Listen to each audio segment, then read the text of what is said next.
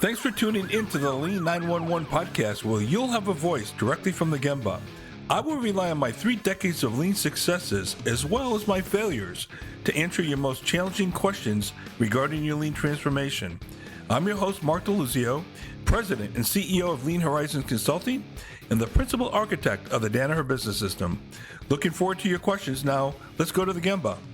But I am very happy to have a good friend and also a former colleague of mine, Randy Fitzhugh, who we worked together at Danaher. And Randy was in the commercial space, had senior executive roles in the whole, sales commercial space, VP of sales type roles. He worked for Danaher Controls and in the industrial group, Videojet. And he developed Danaher's value selling process. But before I get into value selling, which is the subject of this episode, and it's a subject near and dear to my heart, I want to talk about his background. First of all, he is a graduate of the U.S. Air Force Academy with a bachelor's in engineering management. He was a tactical fighter pilot, flew F-4s, and then was in the aggressor squadron and flew F-5s. Now, if you don't know what the aggressor squadron is for the Air Force, it's the Top Gun elite type squadron that Randy flew for. So I don't think he could tell us what he's done in that space because he'd have to kill us probably. But but anyway, first of all, thanks for your service to our country. Number one, MBA from Arizona State University, and of course the Air Force Academy before that. So really great to see you and have you on. And when I talked to Randy the other day, I said, would you come on the show and talk about value selling? Because value selling to me is a missing link. So many people I ask who run sales organizations in my client base, hey, by the way, do you guys value sell? Oh, of course we do. And I would say, well, what does that mean to you? And can you show me your value selling process? Yeah. Well, we kind of already know how to do that because we're sales guys. Oh, okay, I see. Right. Okay, so all 30 of your salespeople know how to value sell, and they all do it the same way. Well, yeah, because this is natural. We're salespeople. It's kind of like when engineers tell me they know how to solve problems because they're engineers. Right. So, Randy, I want to start with value selling and how it all ties into lean, because if we do not capture the benefits in the commercial space, when we make great lead time reductions and on-time delivery improvements and beating our competition in that regard, and in quality, all those things, right? And what does it really mean, and how do we convey that value over to a customer so that we're not treated as a commodity, which basically means that the only thing they care about is price, right? So why don't you start, Randy? Let's start big picture question to you. What's value selling? So it's an end-to-end sales process, and there's really only 4 key processes that I focus on when we train. And that is, how do you find and qualify your leads and get them into the pipeline? So it's a standard, all of this is an SOP or standard work, so that we have documented criteria. And your thing earlier was show me the stuff, right? So how do you qualify, get them into the pipeline? And then a standard process for creating data-driven, fact-based value propositions. We call it monetization. So you want to monetize all those things you just talked about.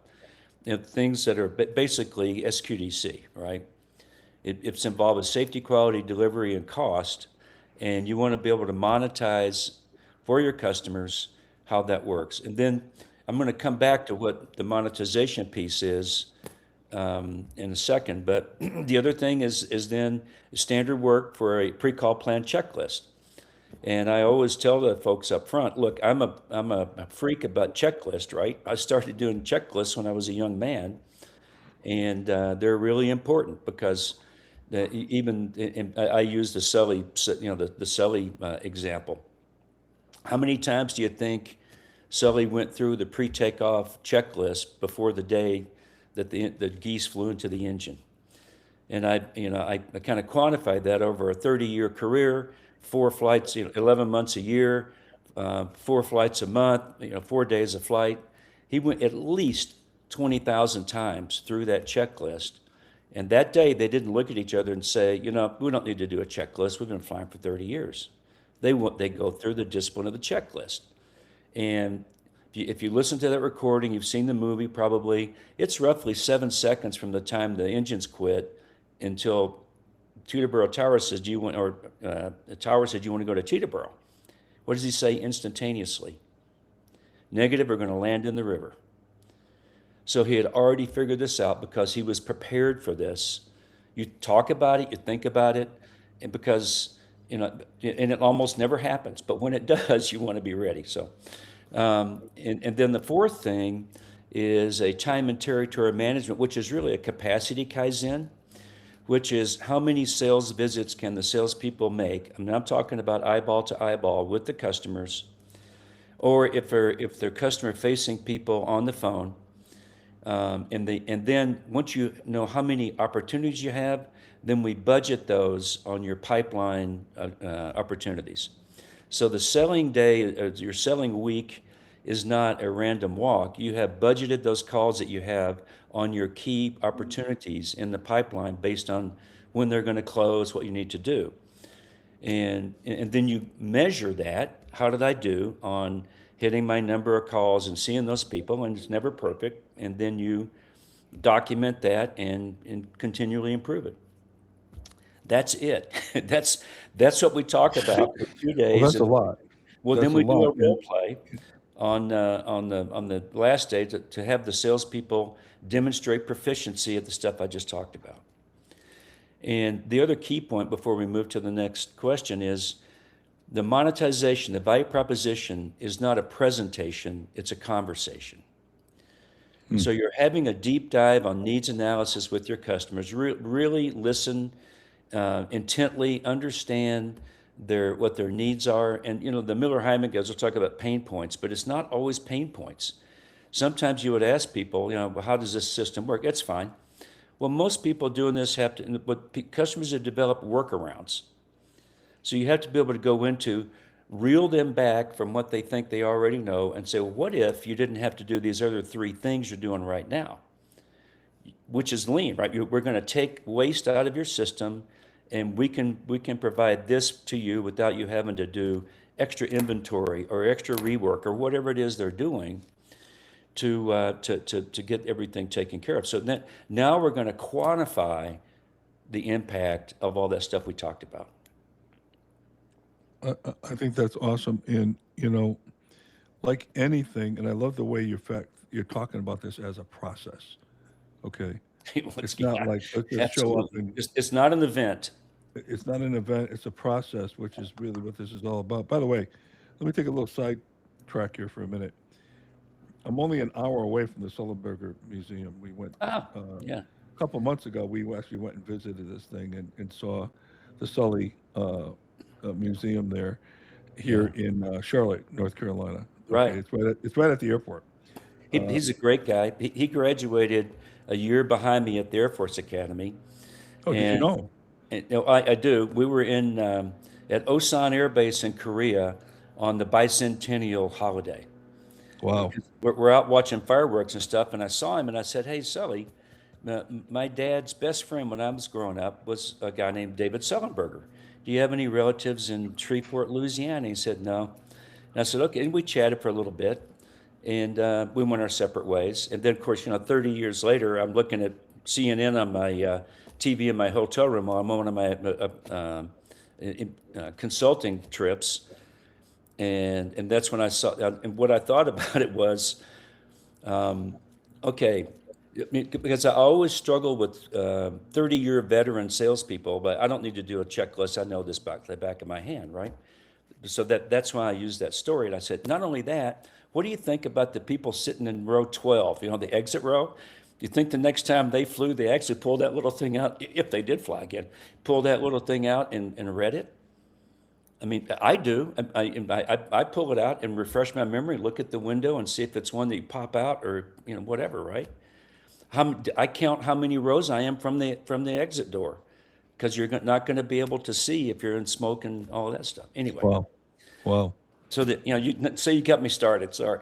Sorry. Well, that's okay, because I think process and standards kind of I guess once you're indoctrinated with DBS, the Danaher Business System, or Lean in general, it's kind of your DNA, right? And as a pilot, though, and you and I just got through talking before this recording, how more companies should hire veterans because of the standardization that exists within the military, which is incredible. And I Yeah. don't know any other organization probably that has more standardization. Maybe airline pilots, okay, are equal. Maybe I don't know, but I just don't know. I haven't seen another organization that has a standard. No, Uh, and it was interesting, Mark, that when the medical profession started looking at the aerospace industry to create a safer operating environment. So that they employed lean technologies or checklist. So if they have a pause before you. I don't know if people. I've actually had done a gimbal walk when I was having my meniscus repaired, and the OR nurse stops everything, and they go through the checklist and challenge and respond, and then stuff like, okay, which leg are we operating on today? And I said, well, the one that has all the purple, stuff on you. Which one is that? It's my left knee. Thank you. I mean, it was really, I don't say it was funny, but it was impressive because everybody knew what they're supposed to do. Everybody had the ability to stop the music if they needed to. So, seeing that filter down into things like operating rooms is pretty interesting. well, one other thing I'd like to talk to you about with checklists is, and it's airline related, is about 10 miles from here. Uh, the stock car driver and his family were killed in an airplane crash right here in Statesville. I'm in Statesville, North Carolina, and the Statesville airport he had his own jet over there, his Cessna 500 that he owned but wasn't qualified to fly. And this guy's a 50-time stock car NASCAR winner, great family, 14-year-old daughter, 5-year-old son, all got killed because of checklists Hmm. and not following standards. And I just did. I'm not going to waste too much time on it right now, Randy. But episode 79 is all about that. Okay, Okay. if people want to listen to episode 79 about the importance of standards and checklist, and you as a pilot probably appreciate it a bit more than anybody because of what that is. But this was a protocol that was just missed. There were several different errors that were made. One of them being not really visibly checking off that checklist to see, oh, by the way, out of 30 items, I missed step number 16, right? Right. Which was flip a switch that would have saved them. Okay, a generator switch. So, uh, so I appreciate the fact that you're bringing uh, standardization and process into something that many consider kind of like a black art. You just Right. got to go in and use your personality, and you got to go in and sell product based on your the way you can persuade people and all that. But Right. what you're saying is, no, wait a minute, we're going to take a very data-based approach to this. And of all the things you said, qualified leads, monetization, which is the value selling, standard work pre-call, because we've worked with clients to take out all the administration that salespeople have to go through and just give them more face time with the customer. Even if they went from 10 calls a week to 15, I mean, come on, that's amazing, right? That And is the then, time and yeah, territory management piece. You can monetize. Well, I've monetized to my clients why they should have additional people doing the administration stuff that the salespeople are doing, because you can monetize. So you just say, well, okay, what's their hit rate right now? What's the average value of everything they close? And if yeah. you can get them to do that 4 more times a week, you can monetize it, and it's huge. I mean, it's a really big number. So, yeah, you're exactly right. So on the monetization, on the what I'm calling value, what you're calling value selling, right? I told you offline that we one of our Danaher companies you're probably familiar with, Western Instruments over in Brighton, England. Hmm. We went from 28-day lead time to 3, Right. and basically we were competing. It was a temperature controllers, which is kind of a commodity, and we were competing against Siemens and Honeywell. And this business, we got them down a 3-day lead time, and most of their sales went to distribution, so they had to carry less inventory. Gimroy, gross margin return on investment, the big investment at the distributorships were inventory. So instead of carrying 40 days of inventory, they may only have to carry 10 days or whatever the math was, Right. but it was a big deal to them, right? The volume in 1 year, once we went to 3 days, Randy, went from 30,000 units a year to 110. Yeah. Okay. That's the impact it had. But we had to work with the salespeople to be able to sell the fact that we have this new 3 day lead time. If you just have the lead time and don't communicate it and know how to articulate why that's of value to you, then you just did a lot of lean for For maybe nothing. cost reasons, but not for growth reasons. So my first position at Danaher was the VP of Sales at Partlow West in Utica. Oh, I remember, Paulo, the circle chart recorders. Right, and they made temperature controllers, Yeah. and then combined with West Instruments. So that, and I was in Brighton Ah, because we're talking to, and I was working with the. So we had the Partlow mentality was, no, you need ours from the '60s because everybody uses it and everybody likes it. And I said, but you realize that we're competing against people, and West Instruments was critical in approaching this problem. We're competing against people that are key customers whose sales price is equal to what our cost is.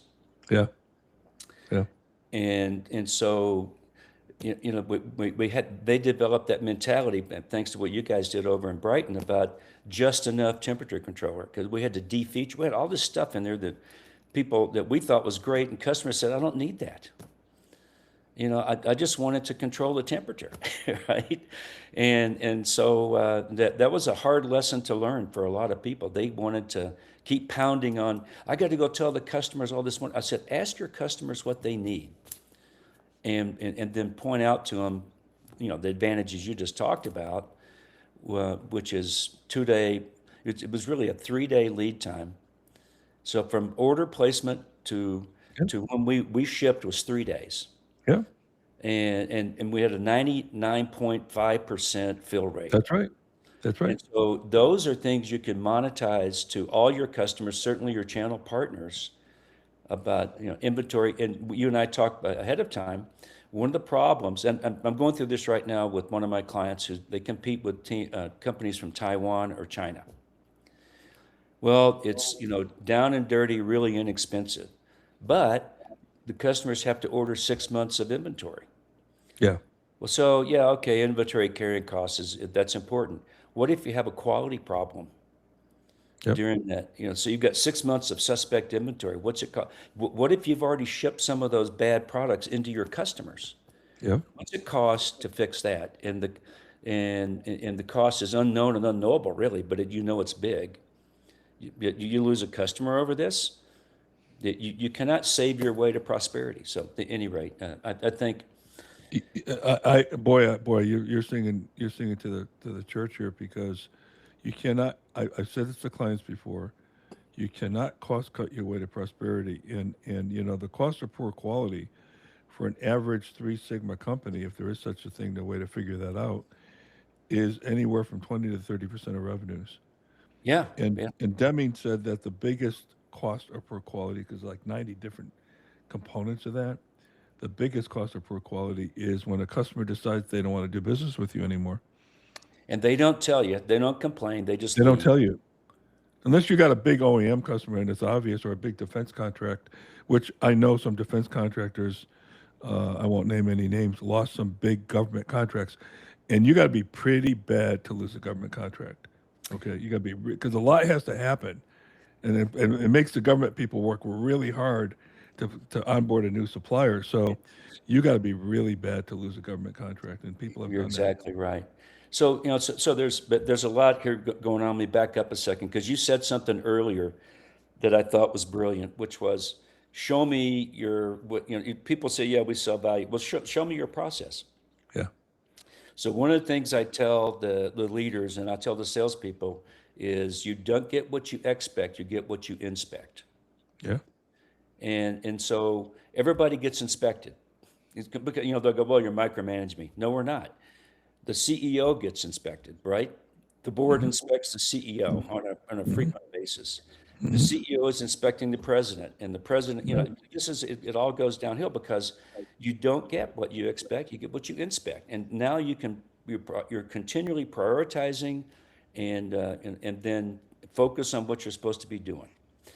And I got called into I won't mention, obviously we don't mention names, but a large distributor who was acquiring this other distribution company. And they said, well, they said, well, they've done all this work with their system, and all their salespeople are engaged with it, 100% buy-in, and really good. And I said, really? So let me talk to the. So what I would do is get on the Teams call or whatever with that's a guy in Dallas. Okay, I'm looking. Share your screen and show me your top 10 customers in the area. He's like, well, I don't really have all that filled in yet, right? It's like, well, do you have any of it filled in? And because they can tell you we've got this great system, but you got to sit down and just inspect a few of them. And you can triangulate. You do 3 of those, and all of them are about 50%. And so I said, your white paper is always a fictional work anyway, right? I mean, you're going to acquire a company, and most people I started getting involved at Danaher was like, we need to have somebody that understands channel on the due diligence, because nobody ever did that, right? They go buy a company and then you find out, well, the sales channel's all messed up, or they don't execute or whatever, right? So I started doing that at Videojet when we were acquiring a laser company in Germany. Go over and understand how they sell, who do they have that's in tech support. How are they going to actually help customers in the U.S. use these products? So anyway, it's an end process, and it is linked to manufacturing and customers. This is all tied together, right? It's all tied together. You're absolutely right. When as you know, in my last probably 4 years at Danaher, I was there for 14. I spent most of my time integrating acquisitions, right?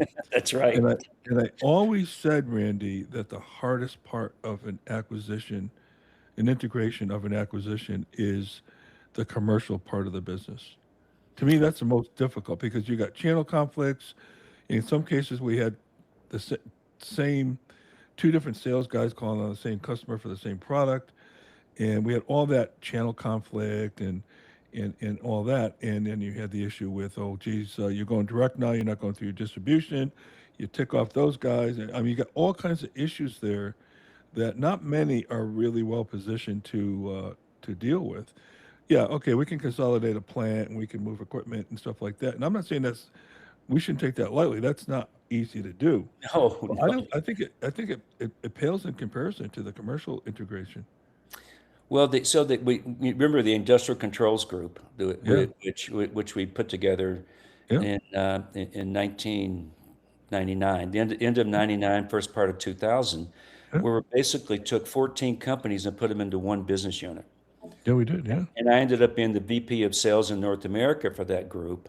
So we had, so that was great, right? Because you get rid of all that other overhead. Instead of having 14 sales managers, you had me, one, et cetera, all the way down. But I ended up with like 530 distributors and with overlap and conflict, and it was a mess. And then we did have some uh-ohs and a blip or two in the move of the manufacturing to North Carolina and to Chicago, which it gave us a 6-month problem with getting back to those to the QDC we needed. Well, it's interesting because one of the plants that Randy's talking about is not too far from me in Elizabethtown, North Carolina, where I believe we integrated 9 different acquisitions into the same floor space. I think 9 was the right number. I could be off a little bit on that. No, I think it may be a few more afterwards, but might be more. Okay. I won't mention the name of the plant manager, but he was so good at moving. But he moved everything away from the front, so when all the Danaher guys came in, they had all this space for more because he was lobbying, bring me more, and he did a great job at all of that too. I know exactly who you're talking about, and he's phenomenal.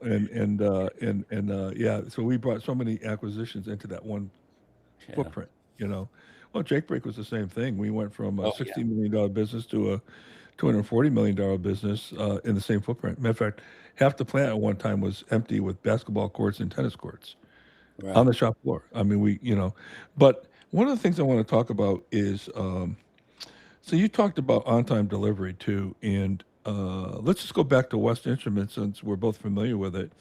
When I got there, the managing director, God rest his soul, I think he passed away. Yeah. He told me that he had a 28-day lead time and he had a competitive advantage that his Right. competition was at 35. And I said, well, that doesn't seem like a discernible advantage. If I'm a distributor, I'm not sure that's a big deal. No. But I said to him, I said, we can get you down to 3 days. And no, there's no way you can do that, he said. And so I had to take him to Gurney, Illinois, Danaher Controls, and show him how we made the encoder, and we had a 3 day lead time there. Okay, show him all the cellularization that we did and all that good stuff. And we ended up bringing that back. He had to see it first to believe it, and he came back, and he was great because we ended up transforming the whole company. But when I got there, he said, "Yeah, we're delivering on high 90% on-time delivery, but it was the customer promise date, not the request date." Right. And so when we recalibrated the actual on-time delivery to request date, it was somewhere down in the 30% range. Okay, so once we got all this cellularization done and all this, we took that on-time delivery to high 90s, as you indicated, to request date within 3 day lead time. Okay, not the That promise was date. really good. You And, know, and and and the inventory turns from like I think it was 3 or 4 to 18. A lot of people said a lot of yeah. people said, "Oh, you must have done a lot of inventory at it." And no, well, our inventory turns actually improved to like 18 turns. Right. At least the numbers I remember. But this whole business about see, I call them watermelon KPIs because the customer's marking you red and you're marking yourself green. Okay. Yep. And how many times have you ever seen that? We're patting ourselves on the back all along. The customer thinks you stink. And the when the manufacturing guys had the customer service reporting to them, that they were telling the customer, you don't really need it in 5 days, do you? Couldn't you? Don't you really need it in 10? So you're getting them to request a different date instead of Yeah, it's yeah, yeah, yeah, yeah. Tell me how you're going to measure me. I'll tell you how I'm going to behave, right? right, Uh, exactly. so, but the whole thing about you've always been good at this, but you really think through. Do we really understand what the customer wants? You said this several times so far in this podcast episode that you got to ask the customer. You got to understand what the customer needs. Yeah, what is that kind of thing, and the whole monetization. I love the fact that you said it's a conversation because you're doing a needs analysis to find out what are the real hotspots, and they're not always going to be upfront about it. But you got to have that conversation and then value yourself because I've seen so many engineers develop some unbelievable features on products that could really you can monetize, okay, with sales price, even if it's a commodity. All right, because I don't believe fundamentally there's any such thing as a commodity. Okay, if you really right, I mean, Right. 'cause you can differentiate yourself above and beyond the product itself with service, with quality, with lead time, and all that. But I've seen so many engineers, Randy, and I'm sure you have too. They come up with all kinds of great stuff, and we don't know how to sell it. And I kind of joked with one a company over in Germany. I said, "You guys are amazing," because German engineers are phenomenal. And I'm on my 12th BMW, I think. I just love German engineering. But I said, but you guys could not sell a glass of ice water to a millionaire dying in the desert. Okay, you just can't. You don't know how to do that. It's not their thing. Okay, so what's your experience with that? Have you seen that as well? Well, that they're coming I up with yeah, all kinds of great things and I have, letting them yeah. die on the vine, or So but let me go back up to the needs analysis piece. Because what you find is, especially nowadays with the internet, but it's kind of historical. is that you would ask customers about their needs, and they would tell you what they think the assumed solution is. And so you've got to really peel that onion so that they get down to telling you what the real need is, or the need behind the need. And I had an example of that when I was working with a client, and they were making a counter sniper, a closed circuit counter sniper TV. And it was going to be on top of a military vehicle, and they had a big tower that they would run, 10-meter tower. And so I said, what are you doing? They said, well, we're trying to make it come down in 20 seconds. And it's hard because ours is pneumatic and trying to get all the air out of it. And I said, so why are you doing that? Well, the competitor, but the long story short, it turned out that they could actually, if they were fired on by a sniper, they could move the vehicle without getting out of it, and while this tower's coming down. Whereas the competitor, that the guy would have to wait for it to come down, get out of the truck, tie it down, and then move. So the real need that the customer had was, I want to get out of there as soon as I can, not retract in 20 seconds. So once we showed them, we did an embedded video and showed them two trucks, one's moving for 20 seconds until the other one can start moving. And that's like, well, that's what we want, right? You're going to be 70 meters away in 20 seconds. So they were in Huntsville, and those guys changed the spec, and they ended up getting, it was like an $18 million order for a $100 million company. Wow. Because you ask the questions about what's the need, you keep asking that, because they ask the need, and they, well, it's got to come down in 20 seconds. Great. So the guys come back and they say, we got to make the thing come down in 20 seconds. So they didn't really understand what's driving that spec. And I think that's easy to do, because they're telling you got to do this or you're redlined, right? But having the ability to have somebody that understood, like, okay, the real need behind the need is we got to get out of there. And every single specification that you run across has a need behind a need. Why did you write it this way? And it's harder now. I mean, the sales job is much harder now because people have already made up their mind. A lot of things, they've seen things on the internet, and if it's on the internet, it's obviously correct, right? And so it makes the sales job a lot more difficult, but process oriented. So what are my needs analysis questions? It's part of the pre-call plan. What do I need to ask? And it goes way beyond, okay, where's your pain levels, right? It goes into deeply understanding those applications so that you can apply what you're doing to it. And and back to QDC, it has a lot to do with the quality of the engineering work and the ability to adapt and make the products that the customers really need. Right. So, anyway. Right. I mean, that's a big deal. And you talk a lot about the value of the product too, and the cost and quality. All most lean people, as you know, focus on the downstream side of improvement, where the upstream is really where the root cause is, and a lot of the things they're trying to fix downstream. Precisely. And It's hard to develop that discipline to look for the root cause. And so I spend a lot of time with the sales folks in the workshop, going into the whys, the 5 whys of what they're. I do a lot. We're trying to monetize something for and I have them bring real, actual customer opportunities. So we work on that. Why you're having a problem with it? Why the customer's struggling with it? And you got to go deep, really deep on these key value drivers. And okay, why is that important to the customer? How is that helping them? How important is it? And can you we have to quantify it if at all possible. So so I run into the guys who are like, well, they've got this really inexpensive product. I said, well, what if we set up a 3 Kanban delivery system, so that you've taken all the inventory out, and they crack one open, they order the one you've got, you ship it and start making another Kanban, right? And that's really effective for people that have said, well, yeah, I'm having to order 6 months from Taiwan, And then it gets stuck in if it gets stuck in a container over there on the coast or something, then I'm out of product. And you're out So, of cash. and you're out of cash. So being able to, but you just don't walk into them and say, okay, let's set up a 3 Kanban system, right? That's the end of a conversation when they've told you how important, how inexpensive the competitor's products is and why they've had some problems with delivery or quality, and what's the impact of that. That's a long conversation.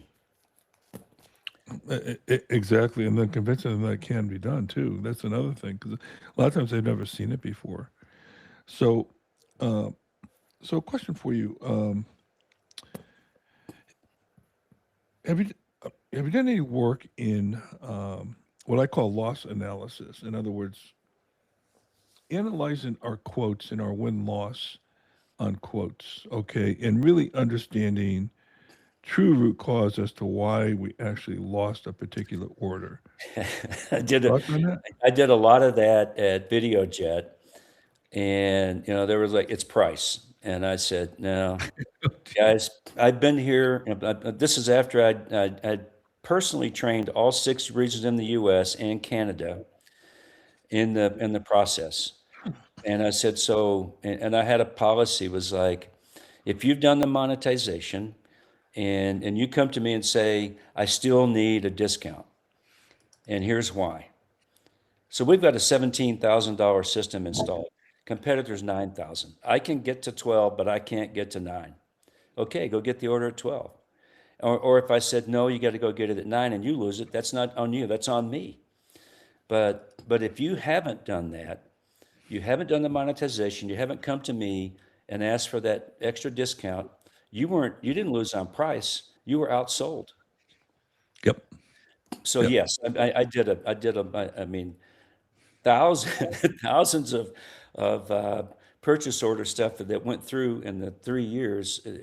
We spent a lot of time going through, okay, what was it, what happened, and a lot of it had to do with misapplication. We didn't have a product that really fit some of the markets, but we had jammed our big, Excel 2000 in there at the time. And we finally finished, and after I left, they released the pump driven. We'd done a lot of other neat work, and basically our 2 competitors in North America were consolidated into one private equity firm, and we took a major share based on that once we figured all that out. And of course, I found out about that with a phone call because I'd already started my consulting. It was 2 years after I was gone when the whole thing came through. So that the other lesson is, right,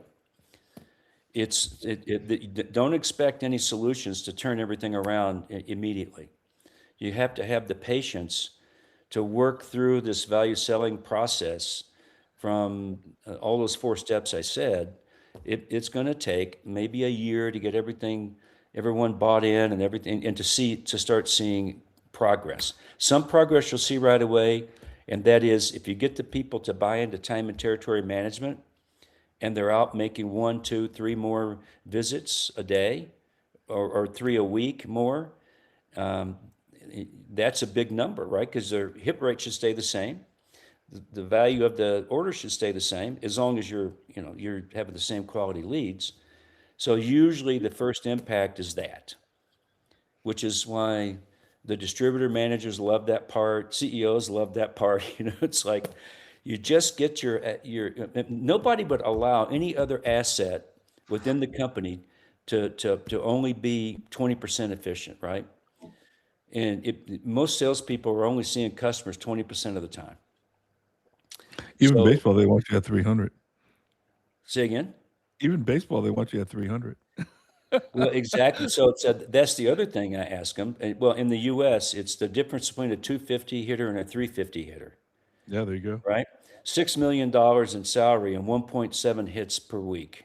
Mm-hmm. Mm-hmm. And overseas, I use Lionel Messi versus some other guy you never heard of, and you find out that Lionel Messi has 0.9 more goals per appearance than the guy you never heard of. So my point in time and territory management is really small changes make a huge impact in your career and in your year, really. So I did a episode way back on episode 70. How do you price your product? And one of the things that Mm. I'd love to get your perspective on is, and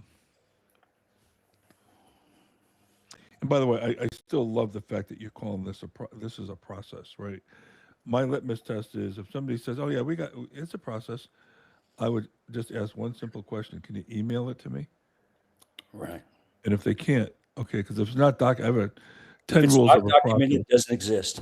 It doesn't exist. You can't call it a process. I've got a 10 rules of a process. Rule number one is if it's not documented, don't go on to the other nine steps because it's not a process, right? Right. Just because it is documented, though, doesn't mean it's a process, okay? Correct. Because if you didn't train people on it, if it's in your computer, nobody knows about it.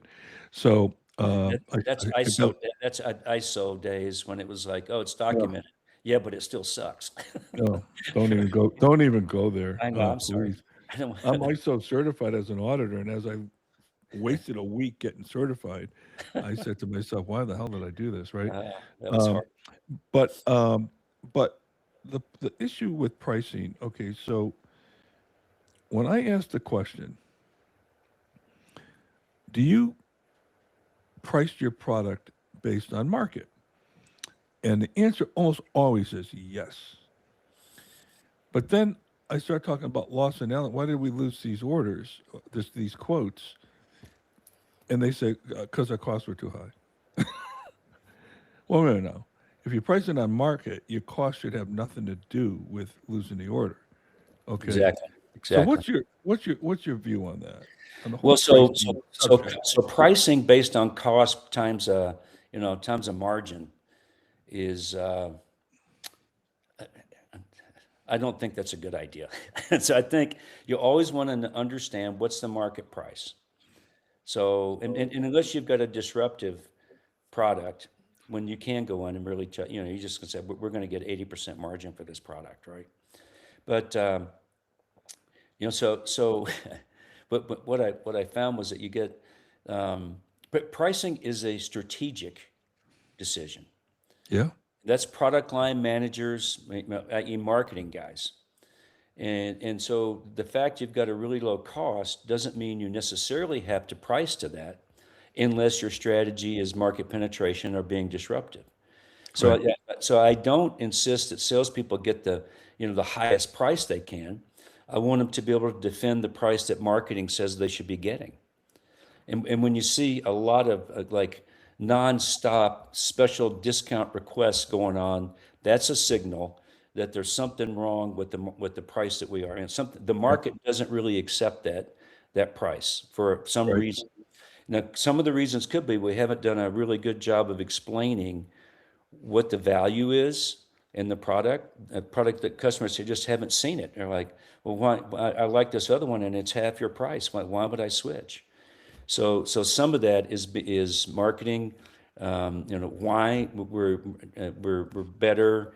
What's that mean to most customers? You end up with this when you launch a product. And I was a product manager at Raychem, so you launch one of these products with these. Here's the benefit that we think is, man, 80% of the customers are going to like that, right? The job of the salesperson is to go in and instead of just talk about all these things we think are advantages, you start with a conversation about what they're trying to accomplish and what they would like to see better, what things they're trying to do they can't get done, and then tie that to your product advantages. So it's backwards. Most people go in backwards and start talking about what a great thing we have, and yeah, blah blah blah. And there's a lot of research that says customers form their opinions about salespeople based on the questions they ask, not the things they say. So we spend a lot of time in this needs analysis piece in developing really thoughtful, probing questions and follow-up questions. And then we practice. So that's the other thing that I do. The guys will say, you got to, we do role plays, you practice. When I was in the car riding with people, I'd say, okay, I'll be the customer, you be you. How are you going to open this sales visit? What I would do is I said, oh no, don't tell me what you would do. Just act like we're there. Just say the words. Because I don't want the first time those words come out of your mouth to be in front of a customer. And and the last piece of this, and we'll go back to your questions, but people used to say, well, we always knew you'd be a good sales guy because you have this great personality, whatever, right? And I said, that's so insulting. Do you know how hard I work to make this look easy? And the best salespeople, and I've worked with some awesome salespeople, and basically a lot of what I do is just best practices, and we take what the best people do and make that standard, right? If they have a best practice, then we just make everybody do it and maybe refine it a little bit. But I've worked, and the people that were the best, they did all of this stuff. They had never been necessarily taught to, but it was in their DNA to do that. And first they were making 15 or 20 sales visits a week when other people in the company were making 8. And I had one guy at VideoJet who was always 4x the average of sales in the company. Well, And he was difficult to be with, but he was so good at understanding what customers wanted, so good at knowing when to stop talking and just to say, okay, well, let's get this going, let's get the order right. And he was just a genius at that. And he was in the President's Club for every year he was there. He grew 25%. I mean, it was just incredible. And we had an incentive comp plan that rewarded that, which is the other piece I haven't talked about. But on the other end of it is, if you're really good salespeople are leaving, there's some reasons for that. But so yeah, this value selling stuff is nothing but best practices made standard. best practices made standard. I love that. I started my consulting business. Matter of fact, Randy, this May will be 25 years ago. Okay. Wow. And so when I first started, and I made all the classic mistakes, client would call, we'd go in. This is, pre-video day. Now we're doing a lot of stuff on video. We don't have to fly into a company and, unless you want to see their factory Right. but, that doing a lot more selling now this way on virtual. But what I used to do, and I learned quickly not to do it anymore, is I would prepare a big PowerPoint deck. Yeah. And I'd go into a client, a CEO, vice president, whoever, and give a presentation. Say, okay, here's Lean Horizons, here's what we do, here's all the great stuff we've done, here's what this looks like, and DBS, and all this stuff. And I learned quickly, executives don't like sitting through PowerPoints, number one. And number two is, if I did not hit in my presentation a hotspot that they're looking for, the call was over, okay? So I now go in, if I talk to somebody, with a piece of paper, a pen, and I just let them do 90% of the talking. And tell me what your pain points are. The questions like, what keeps you up at night? What if you're going to solve one or two major things in your company? What would that be? Those kind of open-ended questions, and just get them to talk. And then continue to follow up with probing questions, because you're right on the money on that. Is we don't have that conversation as much. And I also found that executives love talking about their company. Yeah. So I've gotten these calls from CEOs, and as I was telling you before we started, that I'd never had a website, and all my businesses, pretty much all of it has been related to people that were executives at Danaher that left and went to do something else, mainly become CEOs or presidents or whatever. But I would get calls like, hey, I've just finished with my operational excellence. I want to start commercial excellence. I want you to come in and meet the team and start doing what you did at Danaher, right? So, but if they're not that familiar with what we did, for instance, a company I'm just working with now, it's like, oh, we have to double sales in the next 3 years. Well, how do you feel about that? How's that going? And it's, in this case, I know the CEO really well, and you know him, but it's like, we've done everything, we're investing in all this other stuff. The major roadblock is getting the salespeople to engage and work fast enough and hard enough to make that happen. So we started doing top grading, we started doing the training, and they had a really good, they had a record fourth quarter, and they had a great first quarter this year. So, they've had some really nice success, and a lot of that is the operational excellence and some great marketing guys, that now understand market pricing, Yep. and acquisition, so it's a gestalt, right? As the Germans say, it's the whole thing. And you can't give sales all the credit or operational excellence. Understand it's a team sport, and everybody has to play their part. So, I saw it written the other day. Maybe it was you that said that. Is you need to develop a company that doesn't need heroes. Yeah. You're working on. You want really solid performers, but you don't need heroic effort. You want people to follow the process and execute. Yeah, it's funny because I was instrumental in changing the name of the Danaher production system to the Danaher business system. Because at the time, we said that, hey, there's waste in all the functions too, like, marketing and sales and engineering and HR and IT and finance. Yeah, okay, let's change it to business system and let's apply lean to take waste out of all those areas, which don't get me wrong, there's plenty of waste in all those areas, right? But as we got into policy deployment, which I now call strategy deployment, Strategy Hoshin deployment, taught right?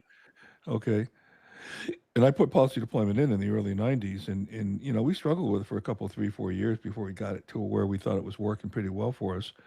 But we realized by default that if you try to optimize any one function, you will sub-optimize the enterprise. Everything else, yeah. Okay, and so you have to really work in unison with each other, regardless of how you're structured. I mean, ideally, everybody be structured in value streams, but it doesn't. That's not reality. But you have to work cross-functional, which is, as you know, with policy deployment, because you've used it, Yeah. is that you are on a team, a cross-functional team, where everybody's working on the same objectives, same process, building a better mousetrap and all that, from all kinds of different functions and avenues. So I look back now at some of the things I did in developing the Danaher business system, and I sometimes cringe about some of the things I did, like audits. I don't think audits are useful or helpful. Going in and auditing a company on how they're doing on DBS, that's bull. Um, anyway, but the one thing I wish I if I had something to do it over, I wouldn't have called it the Danaher business system. I would have called it the Danaher enterprise system Yeah, that's a because really good point. and it goes back to your point about how not everybody, not one person gets the credit because it all leverages off each other. If operations doesn't do their thing with lead time and quality, if engineering doesn't design the right products and really listen to the customer on the design phase, on the toll gate zero, let's say, right?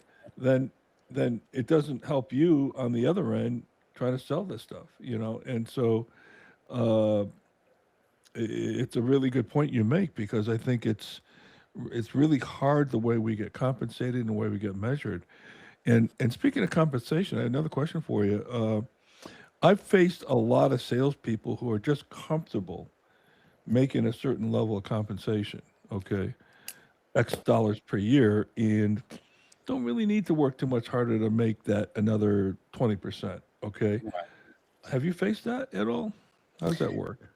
Well, yes, and typically, if they're not willing to work hard enough to hit what we need to have happen, then they're probably not gonna survive the Yeah, transition.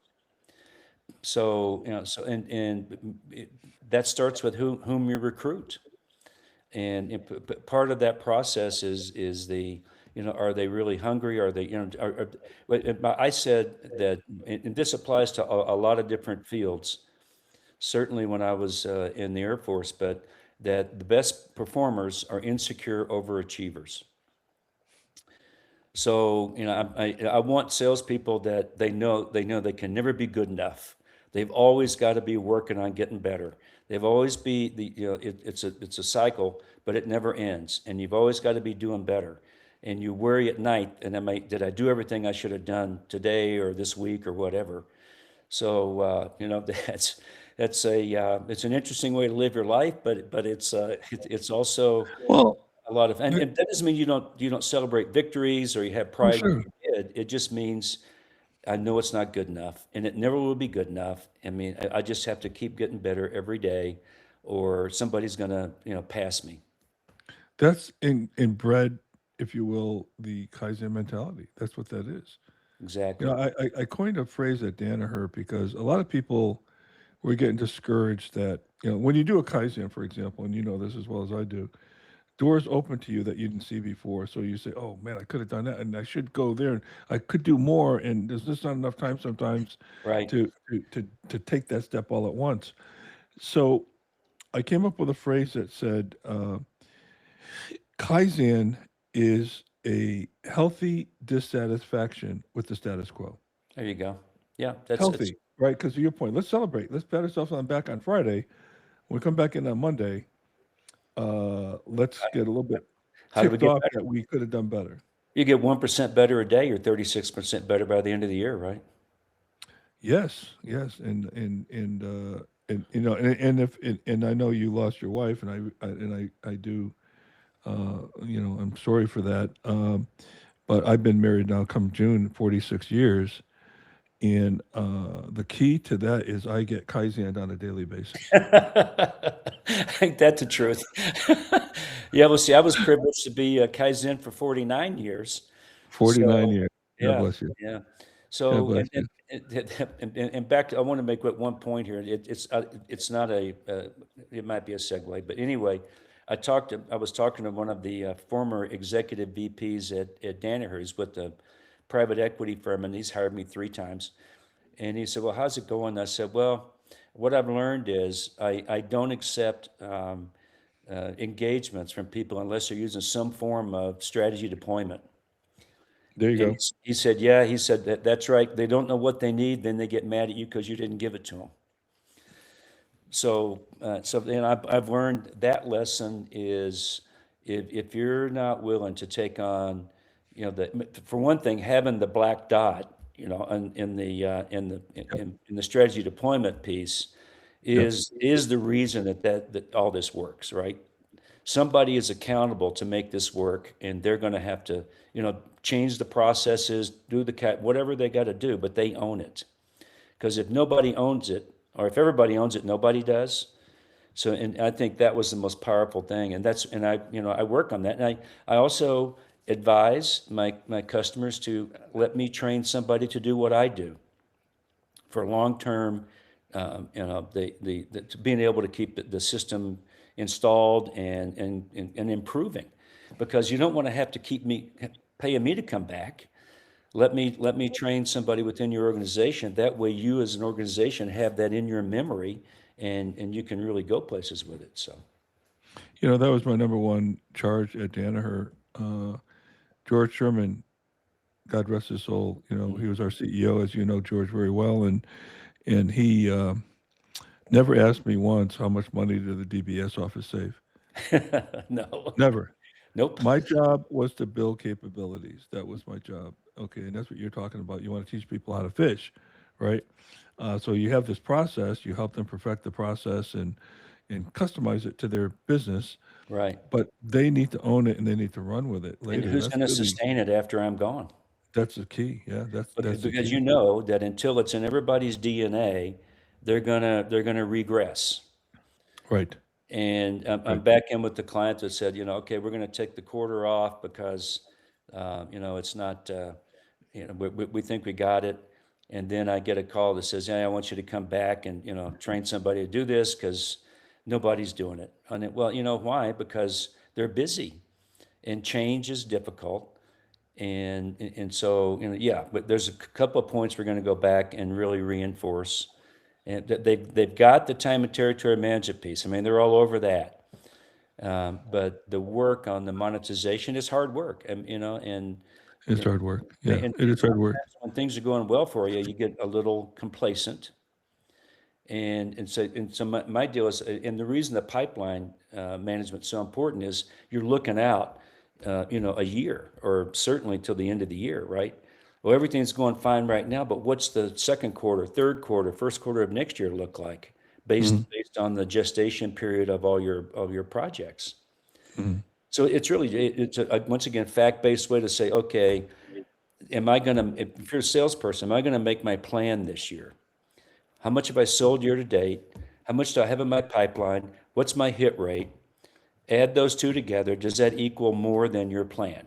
Or more than you want? Like if you're the guy from video, he had to be 25% over his plan because he wanted to get the huge bonus, right? So he was looking at that. This is all tied into a whole, like I said, a gestalt, right? You're continually reevaluating where you are. Do I have enough? What else do I need? Am I selling the stuff that's strategic? Right? Because the marketing people are going to be telling you, hey, these are our strategic products. We need to spend time on those because that's the lifeblood of the future of the organization. Don't just sell the stuff that you've been selling. And the compensation rate on those products should be appropriately adjusted to reflect that. That is affirmative. Yeah, If the people do what they're paid to do. yeah. So if they're not doing what you want them to, it isn't necessarily that they don't want to. It's because you're paying them to do something else. So they'll Well, keep going, I they're just, going to keep going where the I money just saw, is. I just saw the, not this year, but last year's annual report for Danaher, and it's public information, so I won't, but they missed their healthy margins, but missed their revenue because the COVID products fell off the table after COVID was done or subsided, and the argument was, well, it's a product mix issue, which, by the way, George Sherman, he had a distaste for that excuse, and don't not come in and tell me it's a product mix, because if it is a product mix, you'd incentivize your sales force with the right products to sell the right things. But he also, one way back when there was El Nino, remember that, I the El do. Nino phenomena. Yep. And George joked with me because I would go to all the operating reviews of George and the strategic reviews, and which was an unbelievable learning experience. But he said to me once, he says, someday, Mark, somebody's going to use El Nino as an excuse. And And we they laughed, did. right? We're out in California. I won't tell you the company, You're and you right. know the people, I'm sure. I do. And they used El Nino as the excuse. And George just looked at me in the meeting, and we just started cracking up. Okay, and it Oh, was, Lord. well, and nobody knew why we were laughing, and we didn't tell anybody either. But and Pat Ellender also, he was our CFO, who was a great guy. Uh, all three of us just started cracking up. It's like, oh my God, they used El Nino as the excuse. But when you go back just real quick, and we maybe need to kind of close this off. But Yeah. when you look at this pre-call checklist and you look at taking time out of the minutia that salespeople have to deal with, whether it's expense reporting, all kinds of other reporting. And we said, well, some people get really comfortable at a certain compensation level and they don't want to work harder. But what you're doing is presenting a process that you're not really working harder. You're just doing things that add more value, like going from 10 calls a week to 15 calls a week. Right.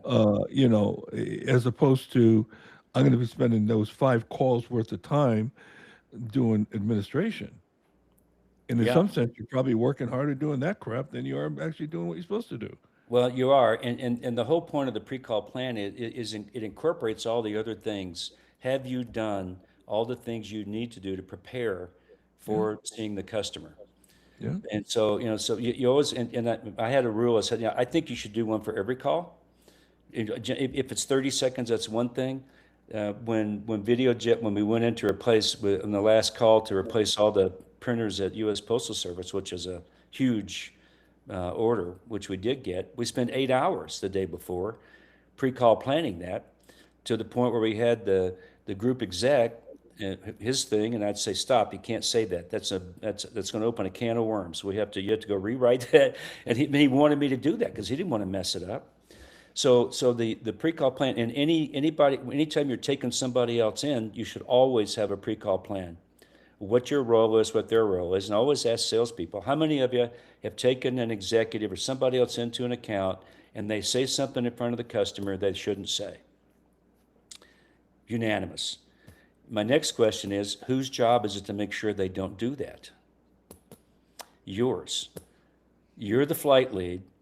And when I was a lieutenant leading the flight, our wing commander was flying in my formation, and he said, "What do you want me to do?"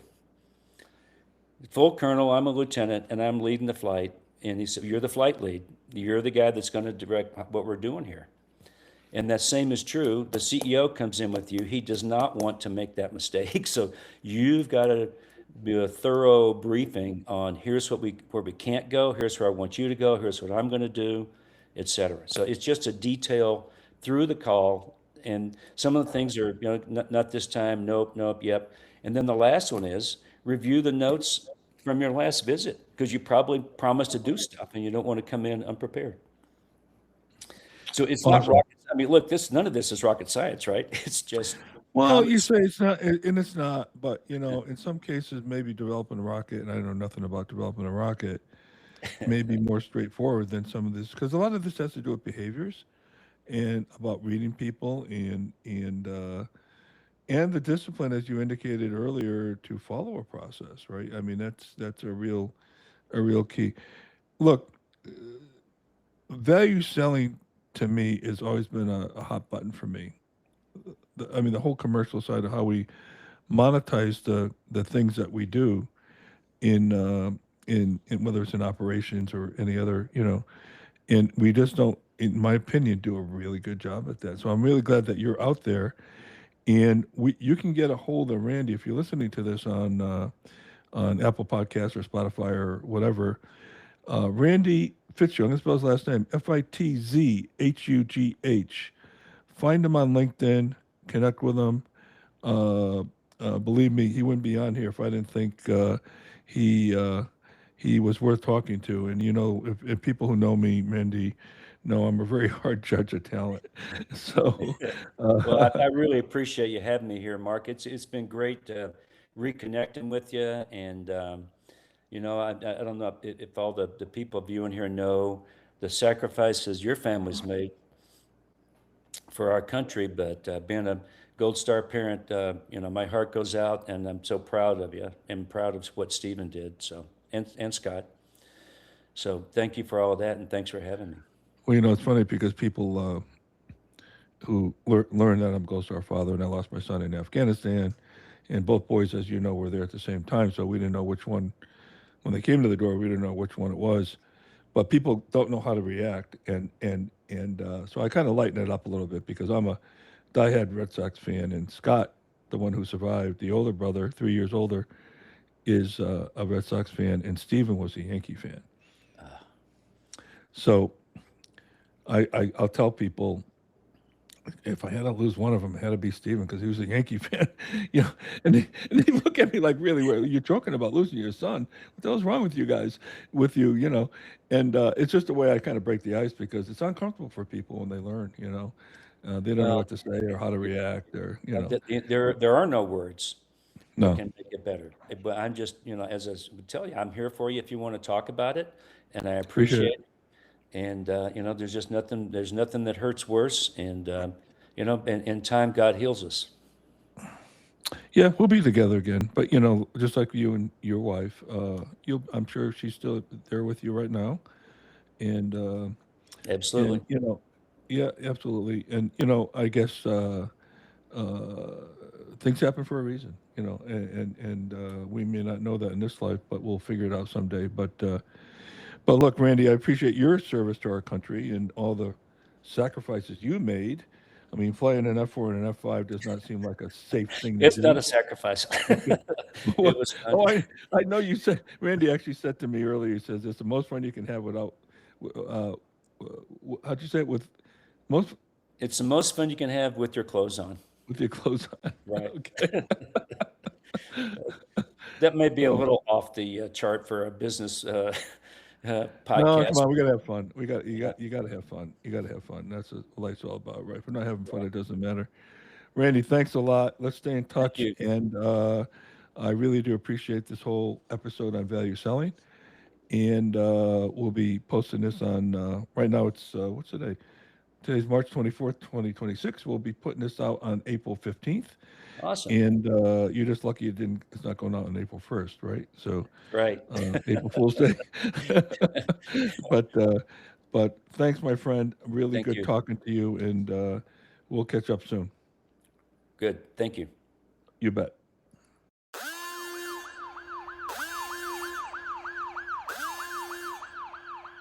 Thanks for listening to the Lean 911 podcast.